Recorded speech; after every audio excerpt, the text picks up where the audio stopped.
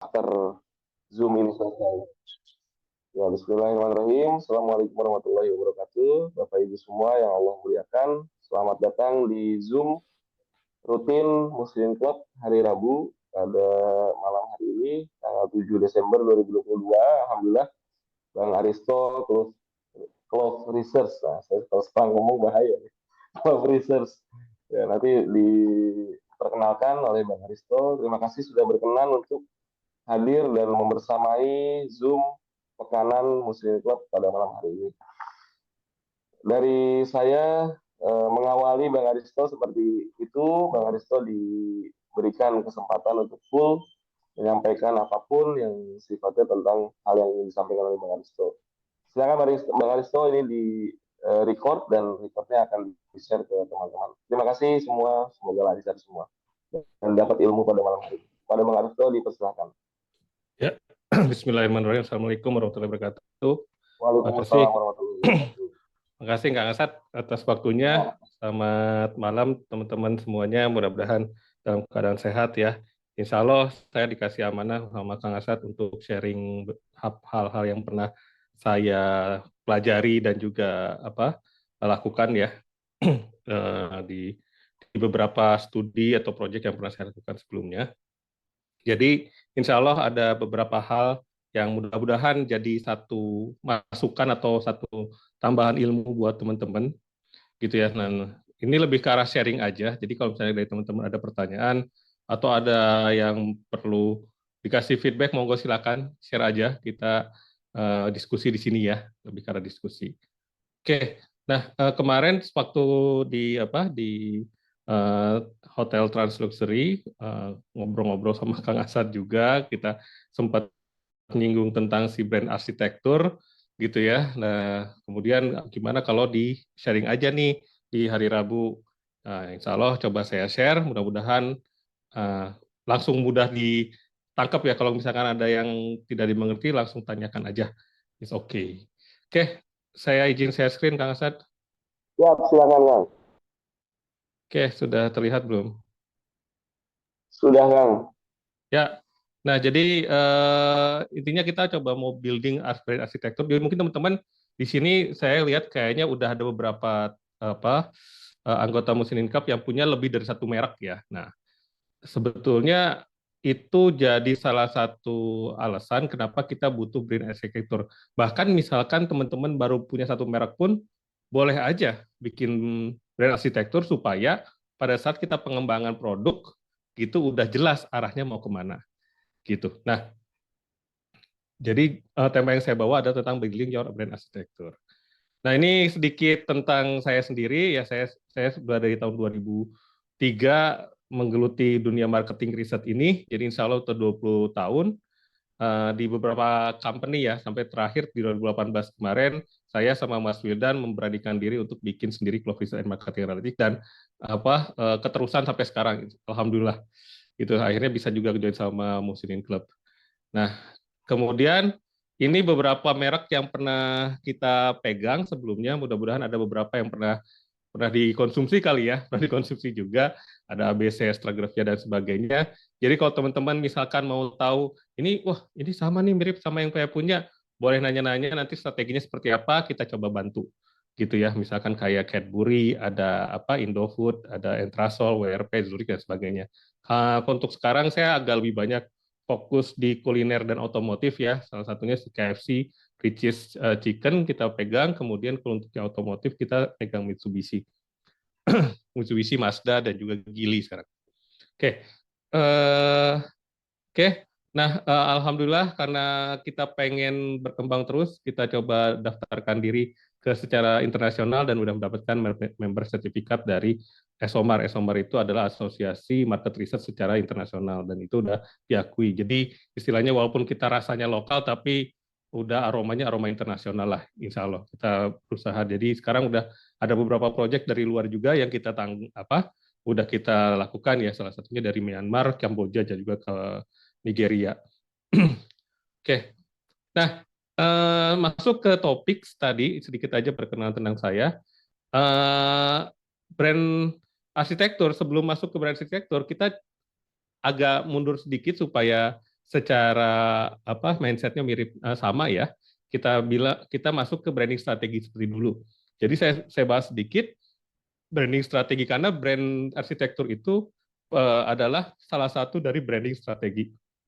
Nah, kalau teman-teman suka lihat yang ada di market itu yang terlihat kita bilang namanya brand identity.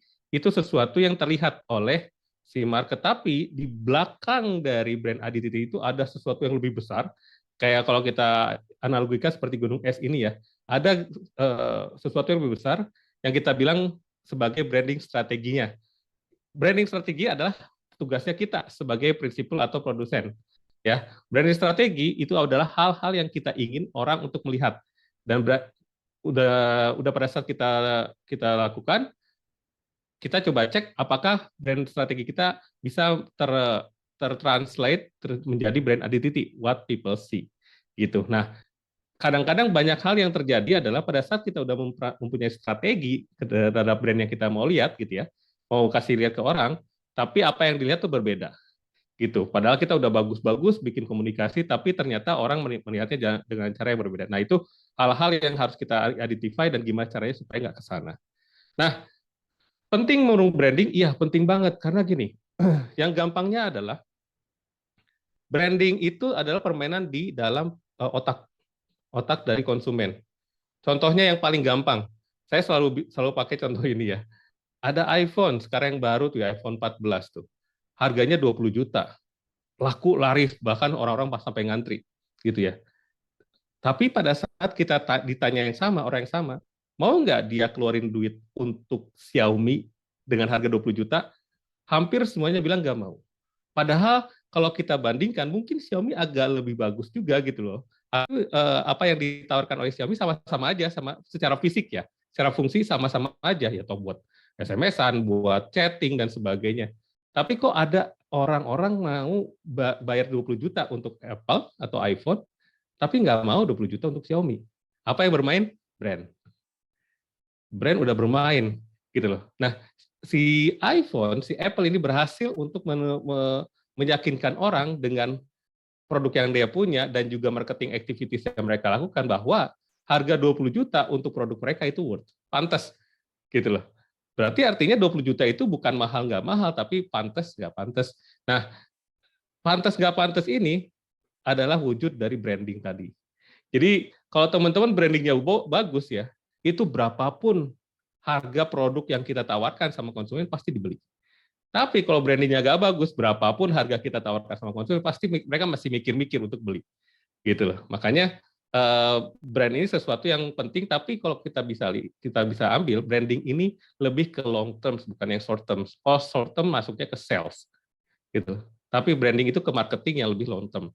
Nah, secara pelan-pelan kita memastikan bahwa brand kita udah masuk ke dalam benaknya konsumen dan sesuai dengan apa yang kita inginkan konsumen berpikir tentang produk kita.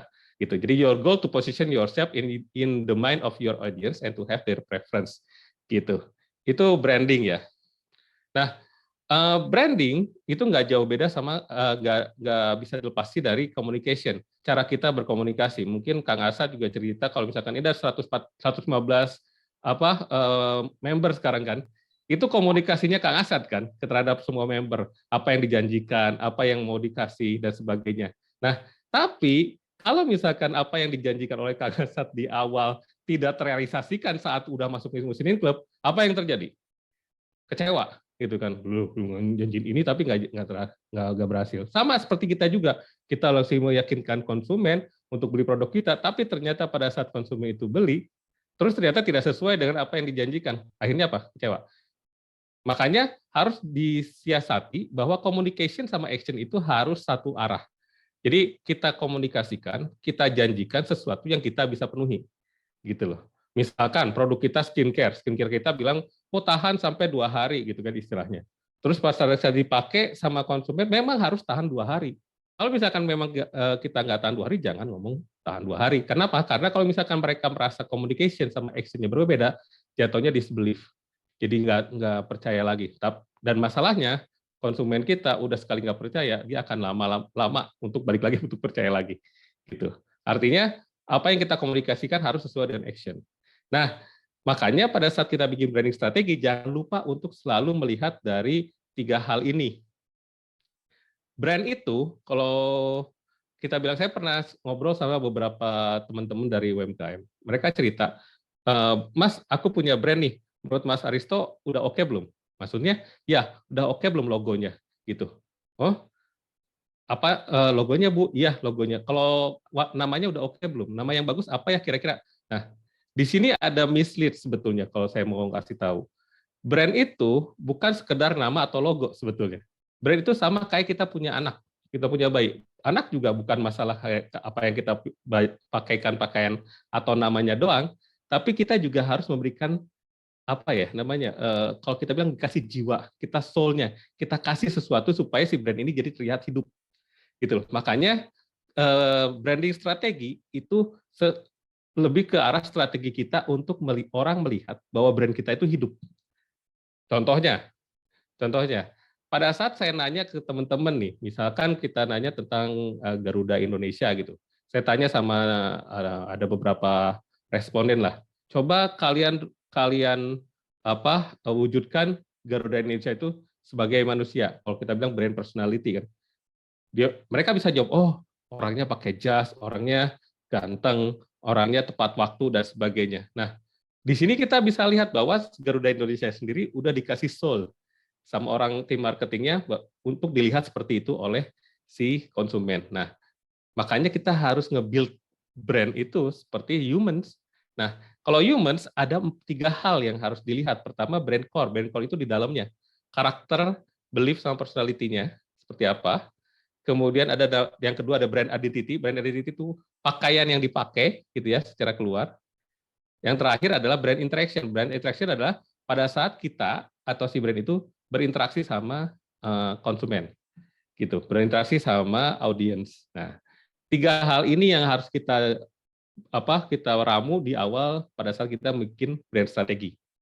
Itu. Oke, brand core yang dalam banget itu yang membentuk karakteristik belief dan personality itu terbentuk dari 5 hal. Pertama kita bilang brand essence. Brand essence ini adalah kayak intinya dari brand. Pertanyaannya adalah alasan kenapa kita menciptakan brand tersebut. Jadi kalau teman-teman udah punya brand, kalau saya bisa kasih saran, coba tanyakan hal-hal ini lagi, 5 pertanyaan ini deh. Pertama, brand essence-nya apa? Reason why the brand was created for. Apa alasan teman-teman membuat brand itu? Misalkan untuk Muslimin Club, kita pengen berbagi lebih gede. Oh, oke. Itu brand essence-nya. Nah, brand essence ini harus dipegang terus sebagai guidance kita. Nggak boleh keluar dari sana. Gitu. Nah, kedua, tanyakan juga vision-nya. Kenapa Anda harus melakukan apa yang Anda lakukan sekarang? Gitu. Visinya kayak gimana? Misinya dan gimana caranya untuk mewujudkan visi tadi. Values-nya itu adalah apa yang Anda coba tawarkan sama orang supaya orang percaya, dan promises itu adalah faktor-faktor apa yang membuat orang jadi harus beli. Nah, 5 hal ini adalah brand core. Jadi kalau misalkan teman-teman lagi udah punya brand atau lagi building brand, coba tanyakan 5 hal ini untuk membentuk bahwa ini punya karakter, gitu ya.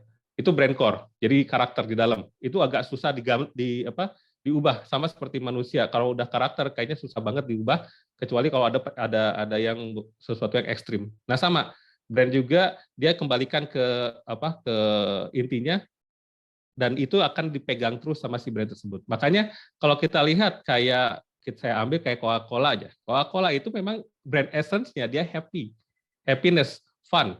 Nah, makanya setiap kali dia communicate atau bikin satu konten, itu nggak jauh-jauh dari fun atau happy. Gitu. Karena si foundernya bilang bahwa Coca-Cola memang diciptakan untuk hal-hal seperti itu. Nah, kita balikin lagi ke brand kita. Apakah itu yang kita memang inginkan tujuan dari awal? Yang kedua, kita cek brand identity. Brand identity itu adalah sesuatu yang kita pakaikan ke brand kita. Nah, barulah kita ngomongin tentang nama, barulah kita ngomongin tentang slogan, tone of voice atau jingle, kalau misalkan kita pakai jingle ya. Nah, itu verbal identity, hal-hal yang identitas yang bisa diucapkan. Dan juga ada identitas yang bisa terlihat. kayak logo, image concept, layout principles, dynamic principles itu grid, komposisi, animation dan film dan sebagainya. Nah, makanya pada saat ada orang yang bertanya sama saya, gimana logonya, gimana namanya? Lah, itu cuma salah satu aja bagian dari brand, yaitu di brand identity. Tapi hal-hal yang penting seperti brand core dan juga nanti brand interaction itu juga harus dibahas sebelum kita menentukan brand kita mau kemana. Gitu. Ini identitas brandnya. Dan yang ketiga adalah pada saat si brand itu berinteraksi sama konsumen. Jadi apakah kita terlihat baik, apakah kita terlihat ngeselin gitu ya. Jadi brand interaction itu gimana brand itu bertemu atau berkenalan dengan konsumen kita. Makanya yang kita cek di brand interaction adalah komunikasi, cara mereka berbicara atau mungkin iklannya atau kontennya. Kemudian channelnya juga di mana kita bicara, apakah lewat sosial media atau lewat TV atau lewat YouTube dan sebagainya. Kemudian pada saat interaction itu kita bawa siapa nih? Misalkan kita punya KOL atau kita sendiri yang jadi KOL, talentnya siapa, dan kita pengen behavior-nya seperti apa? Apakah behavior kita happy ya tadi kan? Apakah kita behavior-nya membantu dan sebagainya? Kemudian yang interaction itu bisa juga place and event. Kalau misalkan Muslim Club jelas banget lah, dibikin beberapa place di hotel luxury, kadang-kadang di masjid atau bikin event, itu membuat orang punya oh Muslim Club itu adalah satu brand yang memang dibuat untuk membantu orang, untuk peduli sama orang. Kemudian juga kita lihat produk sama servisnya. Nah, di 4 ini adalah brand interaction. Jadi kalau kita balik lagi, cek dulu sebelum kita masuk ke brand arsitektur, kita cek brand kita itu udah punya soul atau belum. Caranya kita cek brand core-nya apa, kita cek identity kita seperti apa, dan kita cek interaction kita seperti apa. Nah, mungkin ini agak lebih lama sih ya. Waktu itu saya pernah sharing ini di workshop, mungkin bisa 3 jam, 4 jam. Nanti kita bisa cari waktu lagi kali nggak Sat ya. Oke, nah makanya setelah kita udah membentuk si brand tadi, kalau misalkan kita pengen punya brand yang lebih banyak dan juga bisa kita organize, itulah yang kita butuhkan dari brand arsitektur. Jadi brand arsitektur itu adalah mengorganisasi brand-brand atau produk service yang kita udah punya atau kita lagi rencanakan bikin untuk supaya gampang untuk si audiens atau konsumen nge-relate antara satu brand dengan brand yang lain. Gitu ya, kita tahu kan misalkan dari Unilever punya banyak brand. Nah, mereka harus bikin brand arsitektur supaya orang tuh nggak confused, nggak bingung antara satu brand dengan brand lain. Apalagi kalau misalkan sesuatu yang sangat dihindari oleh tim marketing adalah kanibalisasi. Satu brand yang sama, satu brand berbeda tapi masuk ke segmen yang sama. Padahal dia bersaudara istilahnya kayak gitu. Nah, itu yang mereka hindari. Jadi makanya brand arsitektur itu penting supaya kita meminimalisir kanibalisasi antar brand kita sendiri. Seperti itu. Oke. Ada pertanyaan dulu sampai sini mungkin? Silakan lanjut. Bapak Ibu mau berkenan. Monggo silakan. Saya menyapa lagi. Ada sahabatnya Mas Aristo, Mas Wildan itu Mas standby. Mas Wildan nanya nggak di sini. Mas Wildan nanya di rumah ya, di kantor aja dia. Lanjut ya, lanjut ya. Lanjut. Oke, lanjut. Nah, tujuan brand arsitektur itu apa? Yang pertama, tujuan arsitektur adalah memberikan kejelasan di market supaya orang tahu. Oh, oke, brand saya mungkin buat segmen A, buat brand saya untuk segmen B, brand ini untuk segmen C. Dan orang-orang tahu, oh kapan dipakai dan buat siapa, apakah dia relevan buat dia atau enggak. Gitu. Yang kedua adalah untuk grab attention, supaya orang melihat, oh iya ya, ada brand lain nih. Dan kita kalau misalkan ada beberapa jago-jagoannya brand, mereka selalu bikin gimana caranya supaya brand itu punya story. Nah, dengan adanya brand arsitektur, story-nya lebih bold lagi karena kita udah punya guide-nya atau udah punya alurnya kemana. Gitu. Ketiga, grow revenue through cross-selling. Nah, itu monggo silakan. Karena misalnya kita punya beberapa brand, misalkan dalam satu rumah itu ibu sama bapaknya pakai sampo. Samponya yang ibu pakai yang buat perempuan, sampo yang buat bapak, buat yang laki-laki. Nah, gitu. Karena kita dalam satu brand, satu prinsip, satu orang yang sama. Nah, itu bisa cross selling lah di sana. Kemudian create more inclusive culture ya, buat budaya yang baru dengan adanya brand itu. Kalau misalkan teman-teman lihat ada, kalau yang di atas itu namanya brand umbrella ya, yang di atas brand, bukan brand payung tapi brand umbrella brand yang selalu misalnya Unilever, Nestle dan sebagainya. Nah, dia bisa memberikan culture ke bawahnya. Misalkan kayak Nestle, Nestle itu brand essence-nya adalah healthy. Jadi pada saat dia create satu brand, dia akan selalu menyuntikkan DNA healthy-nya gitu loh. Dan orang tahu kalau misalkan oh ini Nestle pasti healthy gitu. Kalau kemarin kita lihat ke Paragon kan di DNA-nya disuntik bahwa itu halal. Jadi orang dengan melihat Paragonnya juga udah cukup bahwa oh ini pasti halal nih gitu. Apapun jenis brandnya si Paragon. Kemudian get more focus to target audience. Jadi karena kita punya brand yang banyak, kita suruh lu fokusnya ke sini ya, yang ini fokusnya ke sini. Jadi nggak perlu lagi mikirin oh yang itu siapa yang pegang nih, udah ketahuan brand apa yang pegang. Gitu. Nah, yang berikutnya adalah give marketing efisiensi. Jadi kita bisa tahu nih cara pada saat kita mau bikin marketing. Kalau yang untuk segmen A, brand ini caranya begini, kalau brand B kayaknya gini. Misalkan kalau ke anak-anak muda pasti kita masukinnya lewat TikTok gitu kan, sosial medianya. Kalau misalkan orang-orang yang agak lebih dewasa, mungkin kita masukin lewat Facebook atau Instagram. Nah, jadi lebih jelas dan lebih tepat sasaran. Dan yang terakhir adalah kita menjelaskan bahwa satu brand dengan brand lain itu tuh benar-benar berbeda. Jelas gitu loh. Pada saat misalkan kayak teh botol sama es tea, dia jelas es teh botol lebih mahal daripada es tea. Nah, teh botol main di plastik, es tea enggak gitu.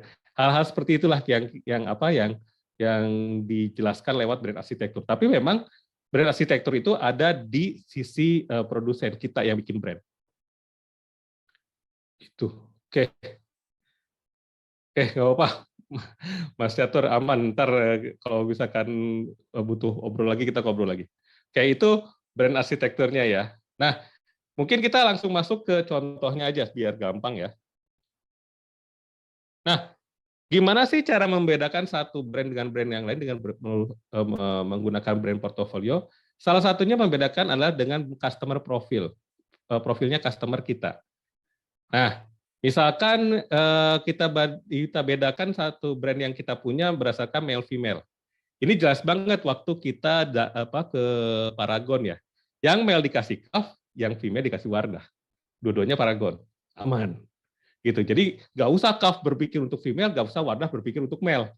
Jelas ya, targetnya jelas, caranya jelas, approach-nya juga jelas. Pada saat Wardah bilang perfect bright, Kaf bilang glowing misalkan gitu ya, atau mungkin yang lain yang lebih ke cowok banget lah. Seperti itu. Nah, hal-hal seperti itu jadi membuat orang jadi jelas, oh iya beda nih. Dan intinya, kalau misalkan kita cuma jualan Wardah, yang male kan nggak kesentuh. Nah, sekarang male female bisa kesentuh dengan Kaf dan Wardah. Tuh, itu kalau kita bedakan brand berdasarkan dari gender. Apalagi Mas, bisa kita bedakan berdasarkan dari age group, usianya. Gitu. Ada kids, ada teens, adult, atau mungkin teman-teman bisa bikin yang lain, nggak ada masalah. Ini saya sebagai contoh aja. Jadi brand yang ini buat anak muda, brand yang ini untuk orang dewasa. Misalkan apa? Misalkan ini salah satu klien kami, si Unza. Unza itu punya Easy yang buat teenagers, punya Vitalis yang buat orang dewasa, mak-mak di sini. Gitu. Harumnya beda, aromanya beda, cara penjualannya beda, casingnya juga beda, packagingnya juga beda. Gitu. Ya. Tapi kalau misalkan teman-teman lihat secara detail, ini dari produsen yang sama, ya, si Unza, gitu, WPR Unza. Nah, apalagi customer profile yang paling sering kelihatan adalah dibandingkan berdasarkan ekonomi statusnya. Nah, ini yang premium non premium, wah banyak banget, karena biasanya portofolio brand itu kuat banget di sini. Contoh yang paling jelas adalah apa? Garuda sama Citylink. Kita tahu Citylink dari Garuda, dan Garuda sama Citylink itu satu umbrella brand lah Garuda. Nah, tapi Garuda yang agak premium, Citylink yang affordable. Apalagi teh botol sama ST, apalagi Aqua sama Fit, itu sama-sama Danone. Aqua lebih ke ke yang premium, si Fit yang agak lebih affordable gitu. Banyak yang kayak gini. Misalkan Lexus sama Toyota. gitu. Lexus yang premium, affordable-nya. Paling mudah seperti itu karena memang bagi konsumen yang paling mudah untuk menggrupan satu brand dengan brand lain adalah dari harga. Mereka lihat dari harganya, pasti Garuda lebih mahal daripada Citylink. Oh, berarti ini premiumnya. Lion Air sama Batik. Batik lebih mahal daripada Lion Air. Oh, berarti Batik yang premiumnya. Kayak gitu. Itu sering terjadi. Jadi teman-teman udah bisa lihat, oh, portofolio itu disengaja dibuat oleh si principal atau produsen supaya mereka bisa nge-grab semua segmen. Kalau mereka jual Garuda doang harga mahal, yang murah pasti di-grab diambil sama Lion Air semua. Makanya si Garuda bikin Citylink. Pengen rasa Garuda tapi lebih murah, makanya Citylink. Yang pasti dari konsumen mereka tahu pasti akan ada beberapa yang dikurangi. Misalkan di Garuda dikasih makan, Citylink enggak. Gitu. Atau enggak Garuda bisa milih kursi, Citylink enggak. Asalkan si konsumennya udah tahu, oh Citylink lebih murah, dia siap dengan semua kompensasi yang ada. Gitu loh. Nah, ini yang terjadi. Banyak banget kalau misalkan kita lihat contohnya, cuma ini beberapa cara dari produsen untuk membedakan satu brand dengan brand yang lain. Cara berikutnya adalah pada saat mereka memberikan benefit yang berbeda-beda. Contoh yang paling gampang dia, saya gampang cari yang ini. Mungkin ada yang cari yang lain juga boleh dari teman-teman. Adalah sampo. Ini ada Lifebuoy, Sunsilk, Clear, Tresemme, Dove. Tahu nggak ini dari mana? Boleh di chat. Tahu nggak siapa yang bikin ini? Langsung ada yang chat tuh. Nah, oke. Unilever ya, Mas Taufik, mantap. Ini Mbak Nana nanya, baiknya bangun brand premium dulu atau afford atau sebaliknya? Sebetulnya yang mana dulu itu tergantung dari kita pertama kali bikin brand mau yang mana. Gitu. Misalkan kayak Garuda. Garuda pertama yang premium dia bikin memang dari awal pengen yang agak mahal, bagus dan sebagainya, image-nya bagus. Lama kelamaan karena udah dianggap premium, baru dia bikin yang affordable. Kebalikannya Lion Air. Lion Air dia bikin yang affordable dulu karena Garuda udah kuat di premium. Makin lama makin bagus, dia pikir oh gue udah kuat nih sekarang, gue bikin juga deh yang premium si Batik gitu. Nah, kalau misalkan memang ditanya premium atau affordable dulu, kalau saya bilang ambil yang marketnya lebih visible, lebih gede, margin buat teman-teman lebih gede dan lebih mudah. Itu aja dulu. Gitu. Mau ngomong tapi speaker di nonaktif. Boleh, Kak Seth, boleh ini nggak, Pak Irfan mau cerita nih? Oke. Silakan. Oke, siap. Monggo. Atau mau saya lanjut dulu? Sebelum kejauhan, Kang. Oke, monggo, silakan Kang Irfan. Nah, saya Irfan dari Klik Digital. Ini tadi di awal sempat dibahas tentang brand arsitektur, kan. Kalau dari penjelasannya sih produk fisik, Kang. Itu sangat jelas sekali untuk siap. Akan lebih mudah untuk bikin brand portfolio dan lain sebagainya. Cuman kalau kita Klik Digital, yang pengen saya tanyakan, case-nya seperti ini, Kang. Misalnya kita di Klik Digital itu garap yang WhatsApp bisnis. Jadi infrastruktur untuk bisnis di WhatsApp itu kita garap, Kang. Nah, akhirnya kita garap karena ini produk digital, kita garap jadinya banyak brand, Kang. Jadinya jadi banyak brand. Cuman marketnya itu nangkapnya kita harus beli ini lagi gitu. Enggak sekalian. Digital kan intinya lo harusnya semua bisa sekalian, padahal kan nggak semudah itu untuk masukin semua dalam satu keranjang, Kang. Jadi fungsi-fungsinya juga kita udah bedain, fitur-fiturnya. Cuman kesannya itu karena kita di digital, orang beranggapan bahwa harusnya semua super app lah kayak gitu. Gimana cara untuk menghindari image-nya brand kita ke klien kita, Kang. Gitu. Ada jawabannya nanti di sini, Kang Irfan. Kita nanti loncat soalnya, ada jawabannya. Nanti kita diskusi lagi setelah saya sharing ya. Ada jawabannya di sini. Dan itu memang jawabannya di brand arsitektur, Kang Irfan. Brand arsitektur memang jawabannya. Siap, Kang. Ya. Oke, siap. Nanti kita bahas lagi ya. Oke. sebentar, saya lanjut dikit, nanti bisa dibuka lagi pertanyaan. Oke, ini berdasarkan customer profile. Bisa lagi berdasarkan benefit. Mungkin yang tadi Kang Irfan juga bisa berdasarkan benefit juga ya. Nah, ini dari Unilever, ya. Betul dari tadi kata Mas Taufik bahwa ini Unilever. Nah, Unilever ini memang parah sih. Unilever gila. Sampo aja ada 5 dia. Ini samponya semua dari Unilever ada 5 gitu. Mungkin Lifebuoy dulu awalnya sabun jadi sampo, Sunsilk memang sampo dari awal, Clear juga sampo, Tresemme dari luar diambil ke sini, Dove awalnya juga sabun gitu. Nah, cuma yang ditawarkan sama si Unilever beda-beda. Misalkan Lifebuoy jelas dia selalu mengkampanyekan strengthening hair anti dandruff. Tapi wah, Clear juga sama Mas, anti dandruff. Nah, cuma si Lifebuoy itu targetnya ke family.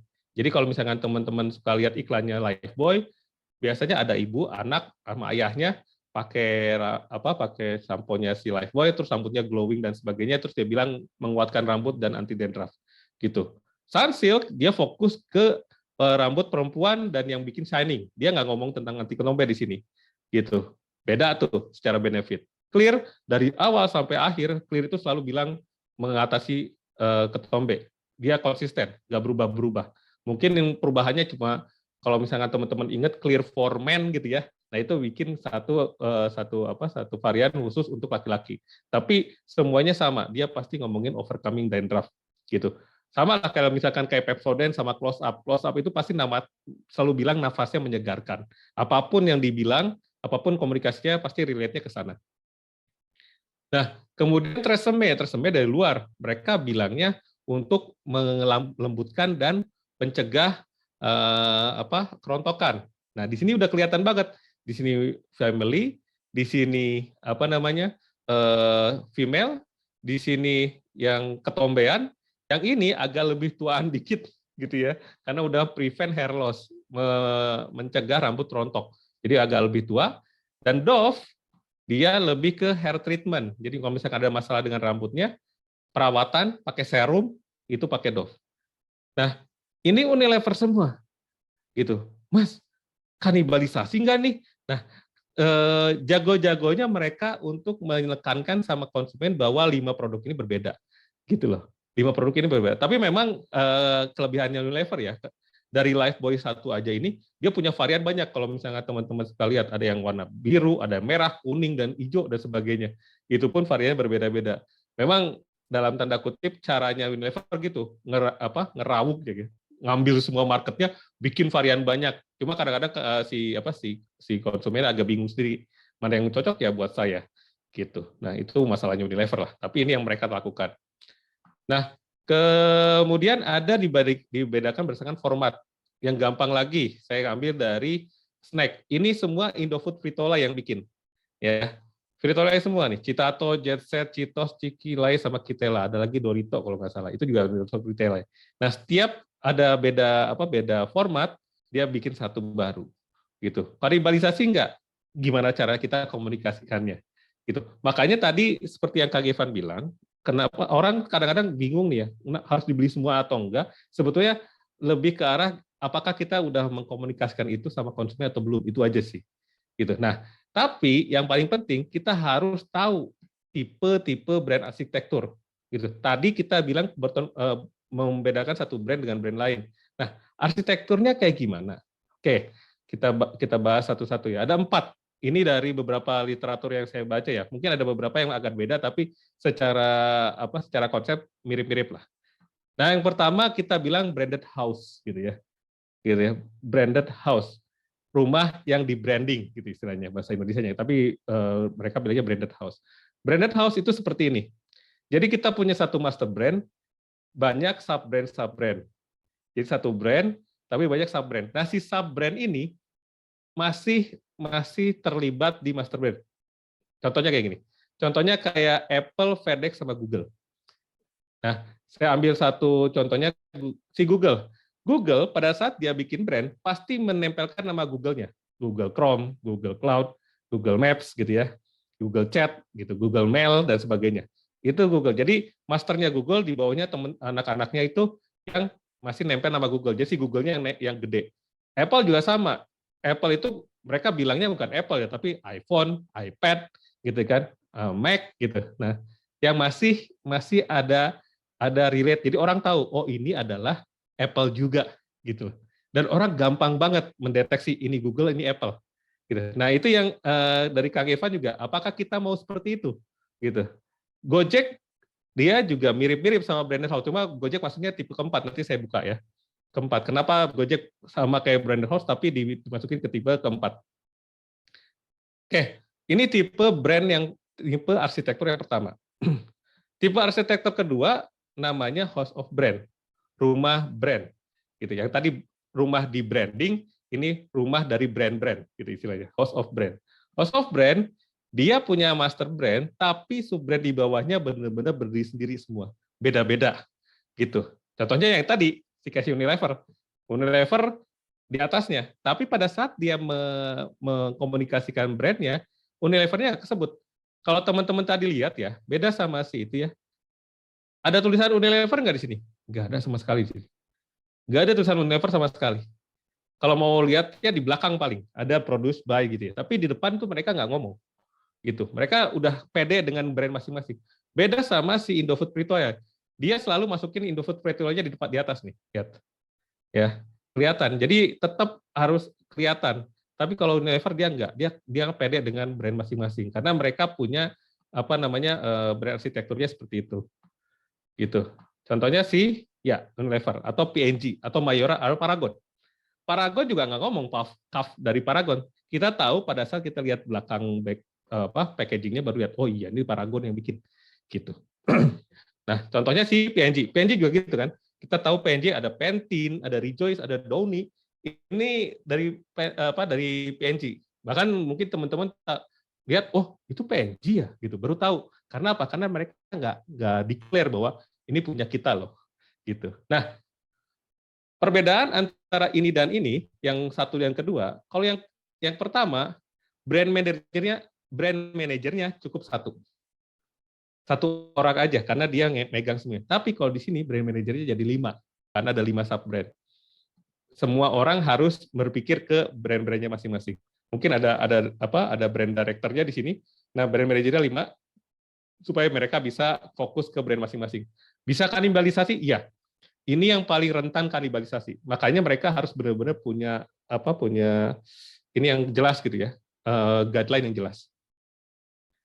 Nah, brand arsitektur ketiga namanya endorsed brand. Brand yang di-endorse. Nah, si master brand sama seperti yang si house of brand ya, mereka punya brand-brand banyak, tapi master brand-nya nempel. Master brand-nya nempel. Ini seperti Nestle, Marriott, sama si Astra International. Contohnya nih, Nestle. Nestle, kalau di logo Milo, ada Nestle-nya juga. Ya kan, kelihatan. Denko, ada Nestle-nya lagi. Coco Crunch, ada Nestle-nya lagi. Nah, Nestle ini sebagai endorse-nya. Jadi mereka menjamin, si Nestle itu penjamin bahwa merek-merek yang ada di bawah naungannya mereka, atau anak brand-nya mereka itu mereka yang punya, gitu. Makanya Nestle, bedanya di sini, Unilever P&G jarang banget bikin iklan. Maksudnya mengiklankan Unilever-nya atau mengiklankan P&G-nya, jarang. Mereka langsung fokus ke produknya masing-masing. Nah, Nestle, dia harus mengiklankan Nestle-nya, supaya Nestle-nya kuat, sehingga anak-anaknya juga ikut jadi kuat. Gitu, bukan kuat ma'ruf ya.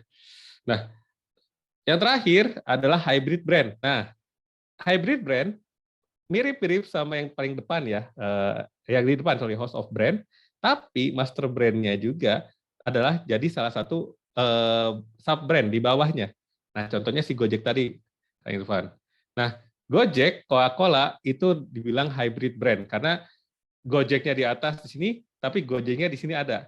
Gojek, GoPay, GoFood gitu kan ya, GoSend dan sebagainya. Nah, Coca-Cola juga sama. Coca-Cola di atasnya, tapi di bawahnya Coca-Cola ada juga. Jadi Coca-Cola, Sprite, Fanta, sebelahnya kayak gitu.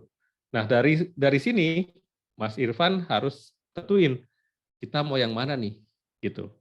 Kalau misalkan kita udah punya banyak brand, tapi nggak ada umbrella brandnya, antara kita tambahin kayak si Nestle, ditulis kayak gini, ada Nestle, Milo, Nestle Denko, Nestle Cockroach, atau kita pakai kayak sistemnya si Unilever. Kita nggak ngomong apa-apa, pokoknya lepas aja kayak gitu. Tapi jatuhnya sama kayak tadi. Mereka berpikir bahwa ini brand berbeda, saya harus beli semuanya gitu. Kalau saran saya, pakailah yang ini, Mas.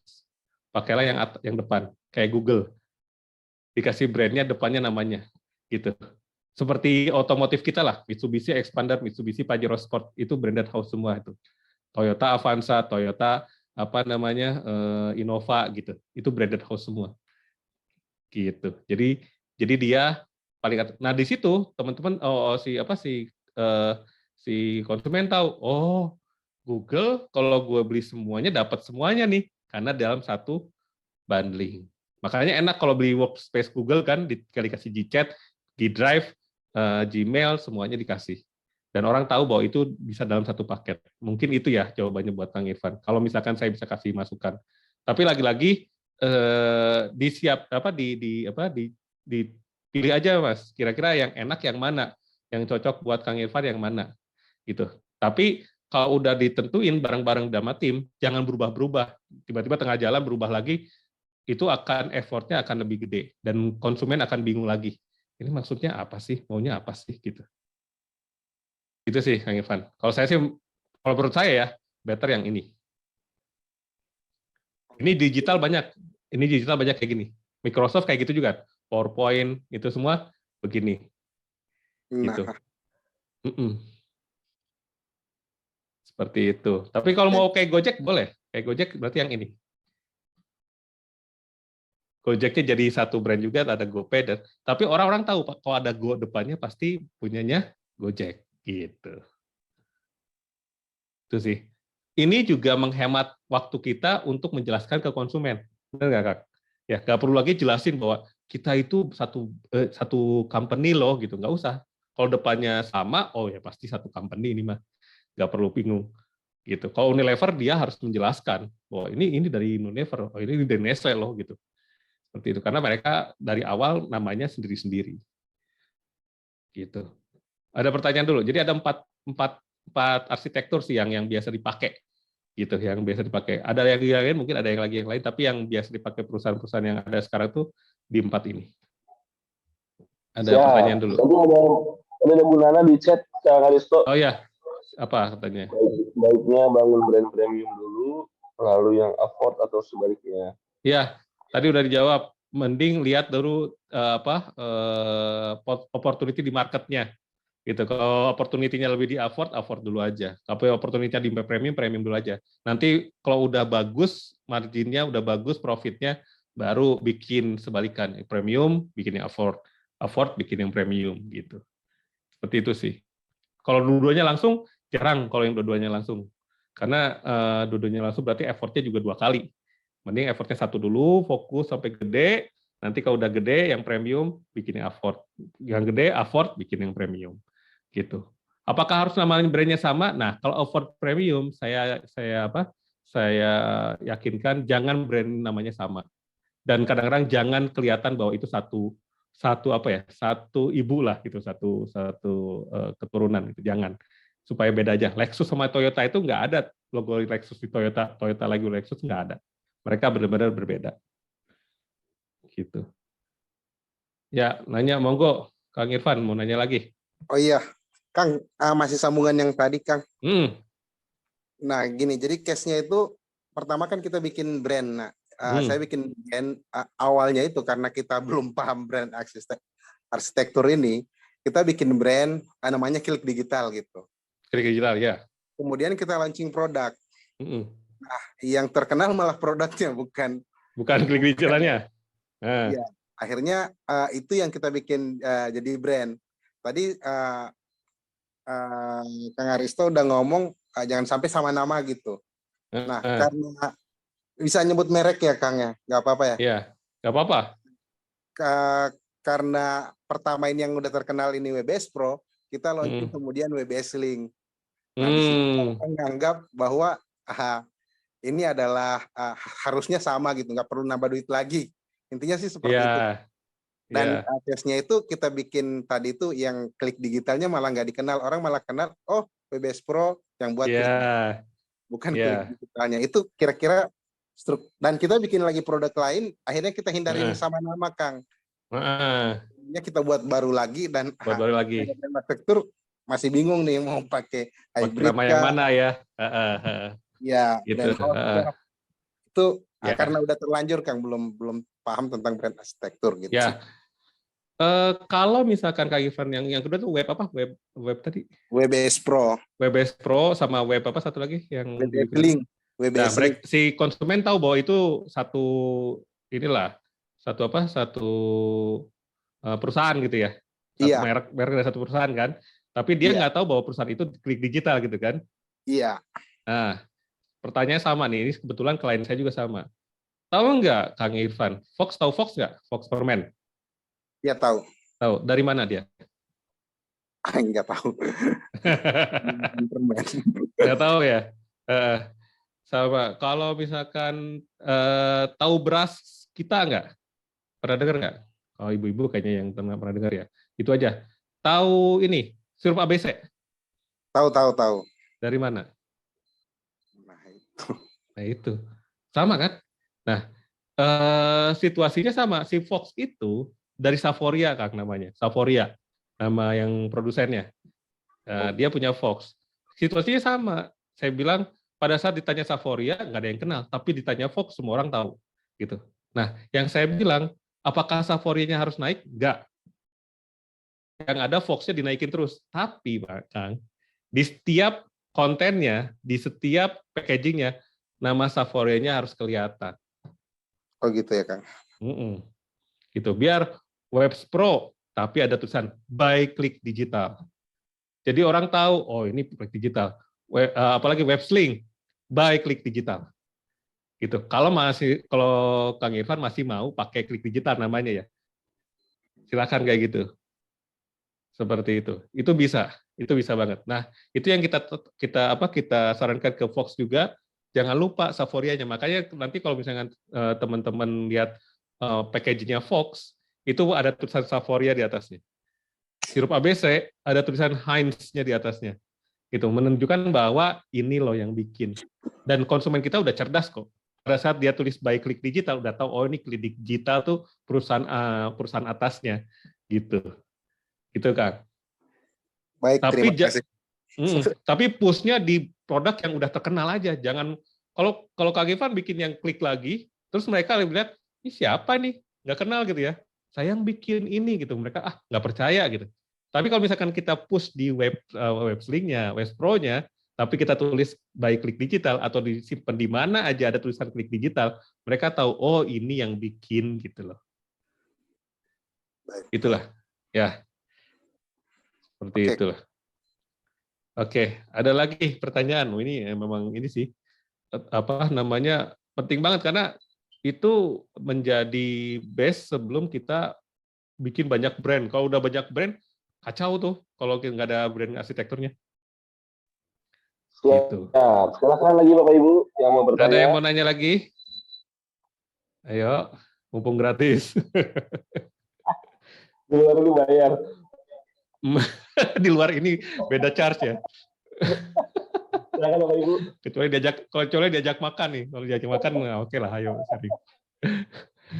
Oke. Mungkin saya lihatkan kasih satu contoh lah, contoh ya, contoh yang ekstrim, gitu. Ini case study-nya ya. Mungkin nanti kita bisa bikin lagi kalau misalnya ada pertanyaan. Contohnya ada si Bulog ini. Jadi Bulog ini klien kami, gitu ya. Mereka datang ke kita, Mas, saya bingung nih untuk memanage brand portofolionya. Pas awal-awal saya bilang, oh ya udah, ntar kita bikin brand arsitekturnya aja gitu. Oke, gitu. Ada apa aja? Oh ya, dia ceritalah aktivitinya dia apa aja dan sebagainya. Mereka punya wholesale, punya retail dan sebagainya. Cerita dari 2020 kemarin pada saat pandemi apa yang mereka lakukan. Oke, siap. Nah, kedepannya apa? Dia mau bikin satu brand baru nih. Gitu. Gimana cara bikin brand arsitekturnya? Oke, kita bantu. Pas kita cek sama mereka udah berapa brand yang tersedia. Ada banyak nih. Dan mereka bilang ada 3 kategori, special rice, premium rice, sama medium rice. Terus saya bilang, apakah konsumen mengkategorikan yang sama? Mereka bilang enggak. Wah, agak susah nih. Karena kan orang-orang kita yang penting beras atau yang ada varietasnya gitu. Pas saya cek sama konsumen, sama Bulognya, ternyata dia udah punya 76 brand, Mas. 76 brand. Saya sama Mas Wildan langsung keringet kan. Aduh, banyak banget ini, gimana cara bikin analisisnya nih. 76 brand lihat satu-satu kan. Akhirnya kita, ya udah, kalau gitu mau nggak kita ke baseline lagi, bikin brand arsitektur yang benar gitu. Tapi udah banyak, nggak apa-apa. Yang penting terjadi telat daripada enggak sama sekali, saya bilang gitu.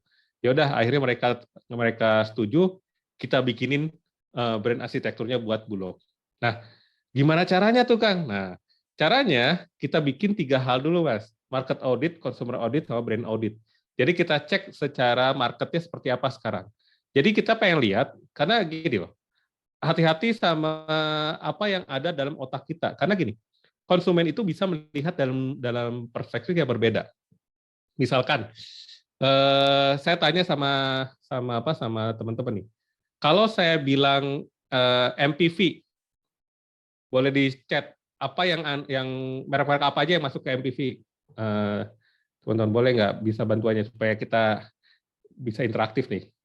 MPV, mobil MPV apa aja tuh kira-kira? Mana nih? Belum ada yang ngechat nih.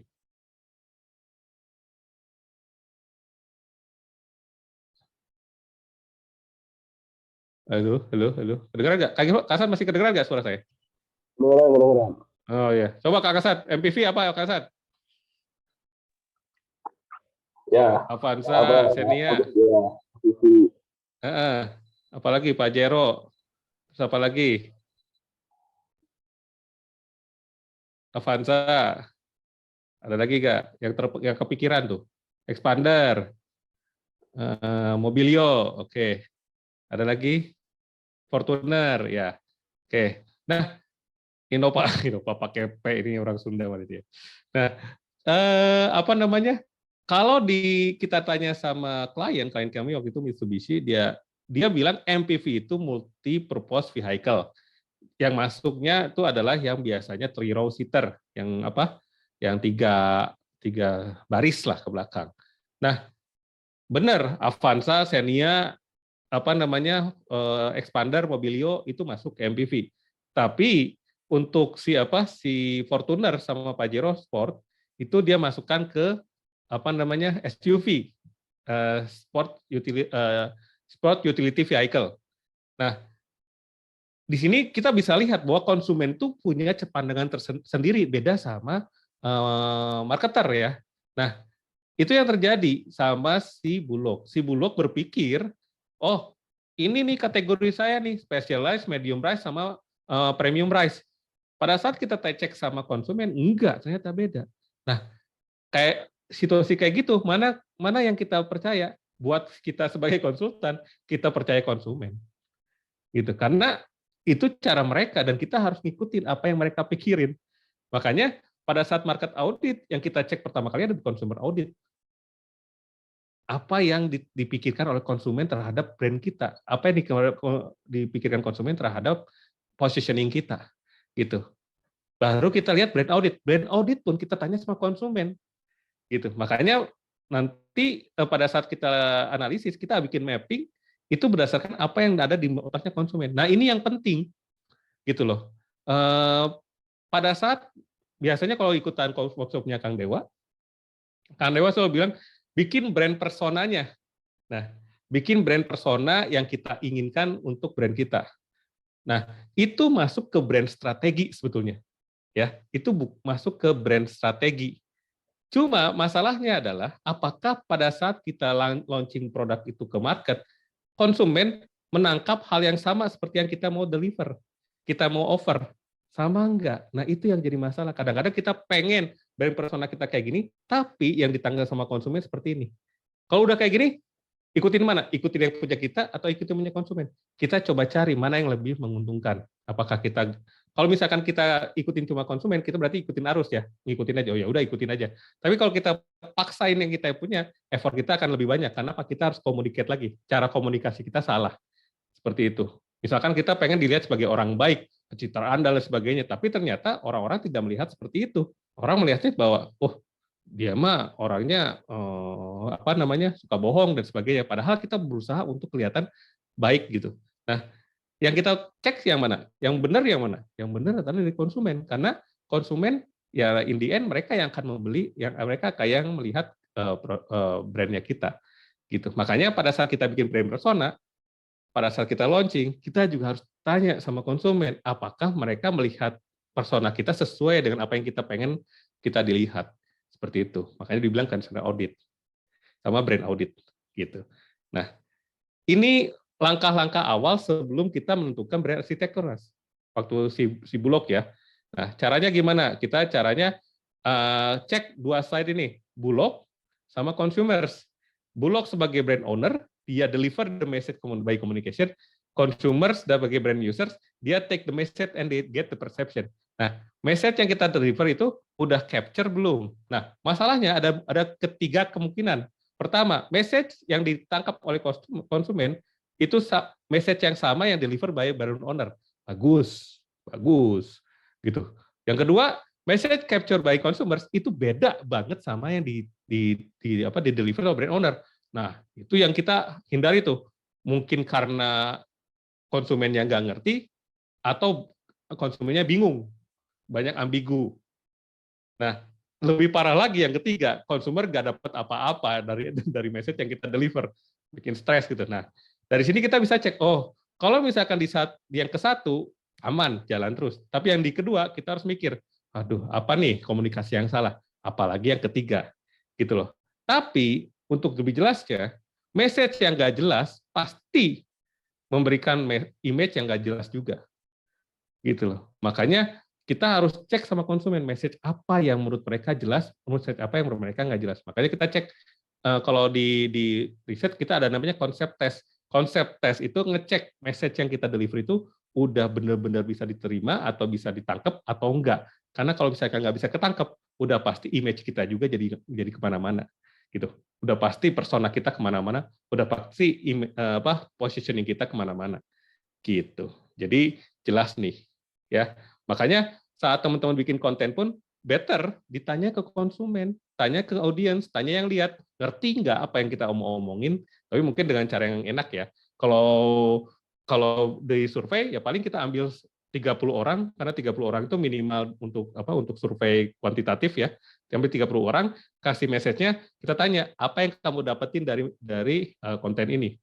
Terus mereka bilang, oh, brand kamu gini. Pas lihat, bener nggak? Kalau nggak bener, berarti ada yang salah pada saat kita bikin konten. Gitu. Oke.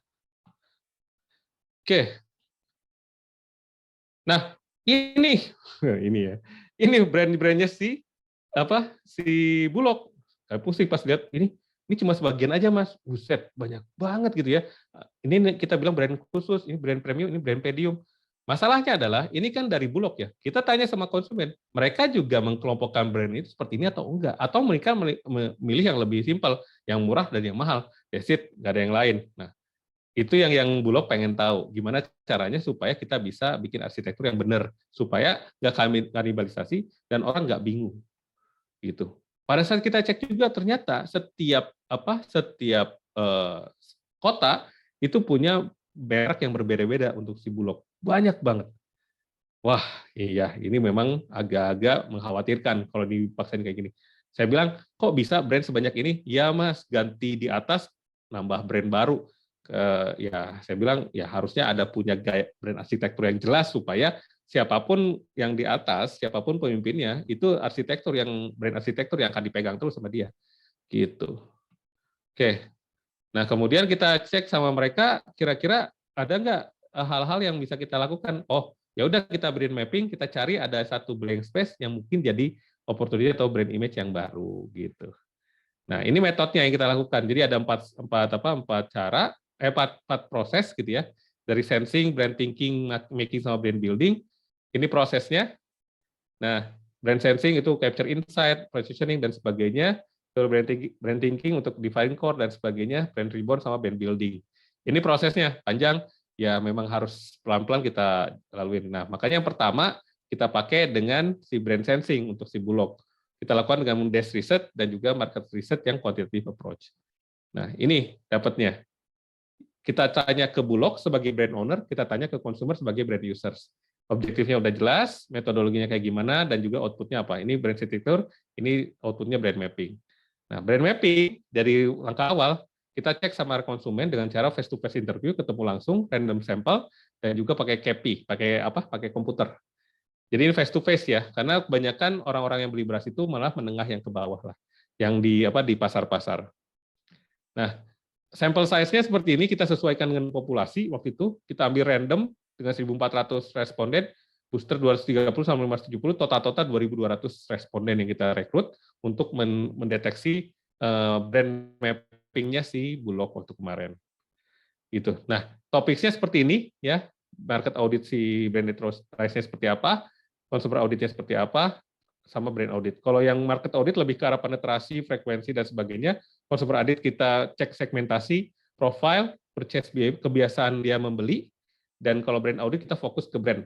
Biasanya kalau performance dari brand kita cek brand awareness, usage, brand use most often, dan sebagainya. Ini term-term dari riset, nanti kita bisa bahas satu-satu lah kalau ada waktu ya. Nah, hasilnya seperti ini. Kita lihat brand awareness-nya seperti apa, kemudian juga brand funnel-nya seperti apa, dan yang paling penting, kita dapat ini, brand mapping. Nah, ini beras kita itu brand-nya Bulog, kita lihat mapping-nya kayak gimana di dalam benaknya konsumen. Ada caranya? Ada. Nanti kita bisa share satu session lah untuk brand mapping itu seperti apa. Ini personanya jadinya. Ini personanya si Bulog. Gitu.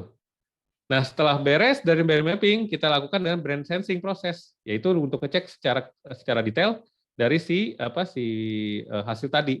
Nah, kedua baru kita lakukan brand thinking. Nah, brand thinking ini kita tanyakan bukan ke konsumen lagi, kita tanyakan ke internalnya Bulog, BOD-nya, decision makers-nya, sama managerial level. Jadi yang tadi brand sensing kita tanyakan ke market, ke consumers, brand thinking kita tanyakan ke internalnya Bulog. Gitu. Jadi kita tanya-tanya Bulog dan seperti apa, kemudian kita formulating brand core dan sebagainya, baru kita develop si brand arsitektur. Udah jadi, udah. Cuma saya nggak bisa share karena itu ya punyanya Bulog, jadi nggak boleh di-share. Itu kita cuma share gimana caranya aja. Gitu. Nah, contoh-contohnya nih, contoh-contohnya dari brand arsitektur yang kita analisis. Salah satunya si Gojek. Nah, ini Gojek brand core-nya, brand identity sama brand interaction-nya nih. Jadi ini bukan kita tulis sendiri, kita langsung cek ke website-nya Gojek, misalkan brand core-nya Gojek apa? Brand essence-nya solving everyday challenge with technology. Jadinya pada saat si Gojek mau bikin apapun, dia nggak boleh jauh-jauh dari sini. Visinya apa, misinya apa, values-nya apa, promises-nya apa. Nah, brand identity, namanya Gojek. Kenapa Gojek? Karena dia bilang directly refer to Ojek, public transportation. Logonya tuh si solve itu ya, si ini ya, solve kata dia, direct to solving problem. Slogannya seperti ini, there is always a way, pasti ada jalan. Logonya kayak gini, typography, color, dan sebagainya. Brand interaction, communication-nya kayak gimana, people talent-nya kayak gimana, people event, dan juga ini.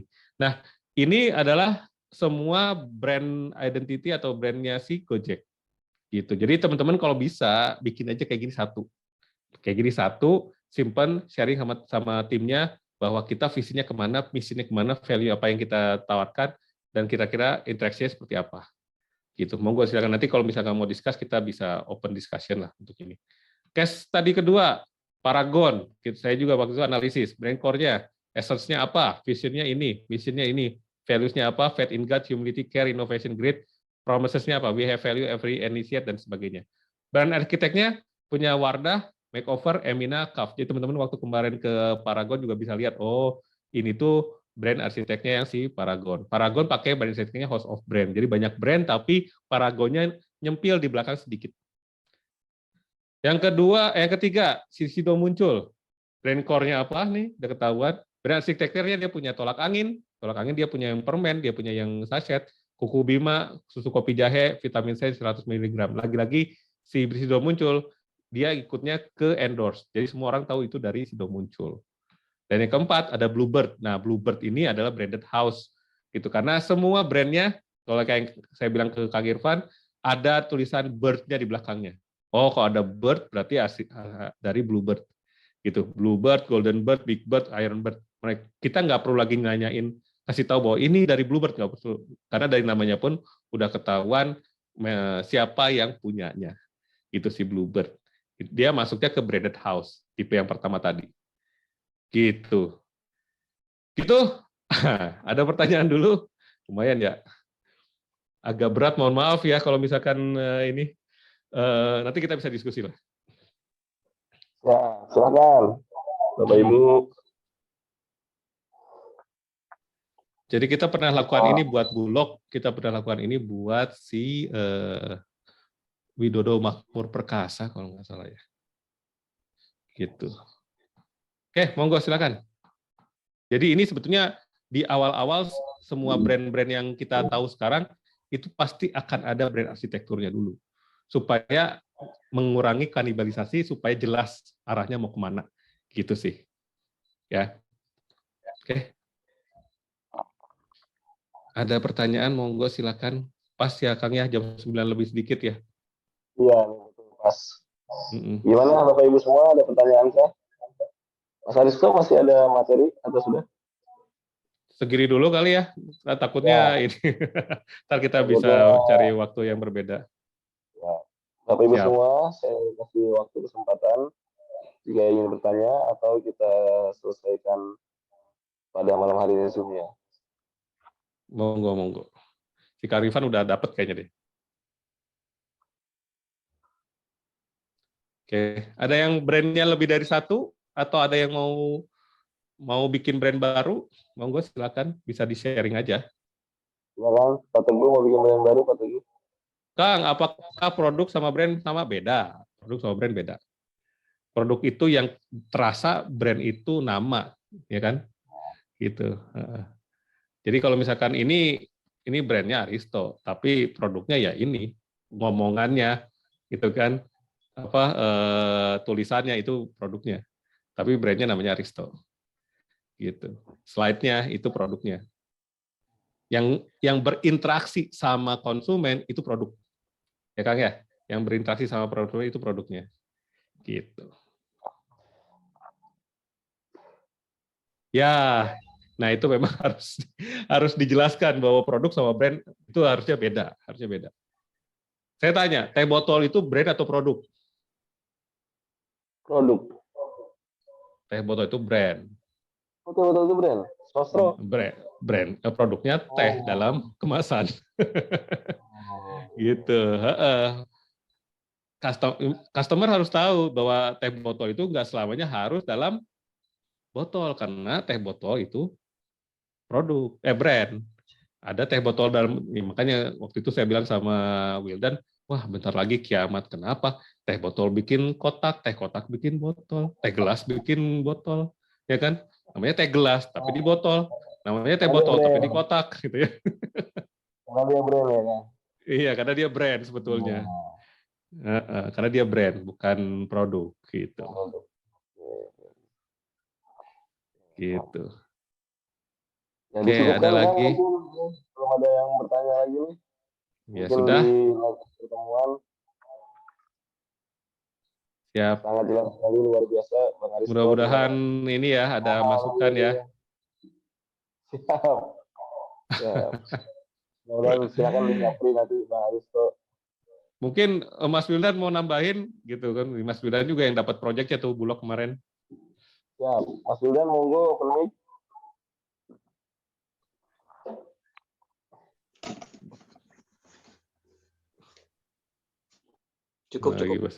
Cukup weh. Udah banyak. Mas Wildan makanan omongannya lebih mahal soalnya, jadi harus pas tuh. Kita bisa jalan bareng lagi Mas Wildan, luar biasa. Iya.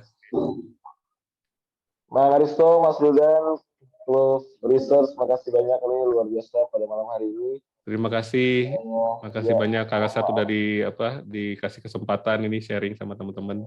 Mudah-mudahan ada yang nempel, ada yang bisa dipakai, yaitu jadi jariah kita. Ya baik, nanti ini di-share ke grup Muslim Club.